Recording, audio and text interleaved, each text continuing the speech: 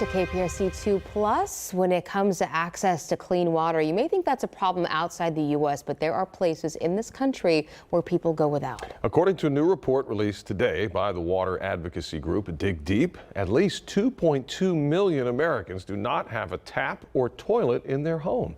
Now, joining us this morning to tell us more about America's hidden water crisis is George McGraw, founder and CEO of Dig Deep. George, good morning. How you doing? Good morning, Owen. I'm fine. How are you? Good. Thanks for being with us this morning. So can you get us started with the key findings of this report? Absolutely. So this report looked at the economic impact of this crisis, which of course, with inflation where it is, we're all really aware of our household budgets. For those 2.2 million Americans, life without water and sanitation is costing them real money every day, and it's costing the U.S. economy $8.58 billion every year that we leave this gap open. But the good news in the report is that for every dollar we invest in closing it, it looks like we get about $5 back. Well, George, where is this problem most prevalent, and what does daily life look like for those without access to clean water? It really is stunning that this problem exists in the richest country on earth, and it's in all 50 states. We found that race is the strongest predictor of this problem. If you're indigenous, you're 19 times more likely not to have running water than a white family. If you're black or Latino, you're twice as likely. And there are pockets of this. We see it a lot on native reservations, in U.S. border communities, in Appalachia, in the Deep South, in Central Valley of California. But really, it impacts every part of someone's life. You wake up in the morning wondering, how will I get enough clean water for me and my family to survive the day? And if you're lucky, you can get bottled water from the store, but a lot of folks are leaving their house with a bucket and just pulling water out of a pond or a stream or a mine shaft and making it work. It's considered, my mind races thinking how unsafe that can be. Right. I mean, that's the human side of it. What about like the economic costs of this crisis? Well, you can imagine if you're, pulling water out of the environment, this is causing waterborne illness. It's actually causing diabetes because people have easier access to soda than to water. It's causing mental health conditions.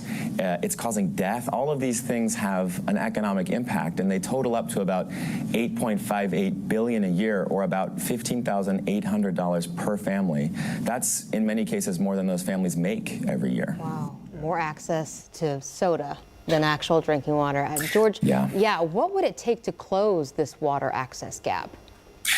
Well, a lot of people don't know about it, and so the work of this report is to get this in front of the American public, in front of policymakers, and to show them that if we invest dollars, especially federal dollars, in closing this gap, we can see a massive economic return, which, with a sort of a looming recession, seems like an incredible way to make an investment that would really boost the economy.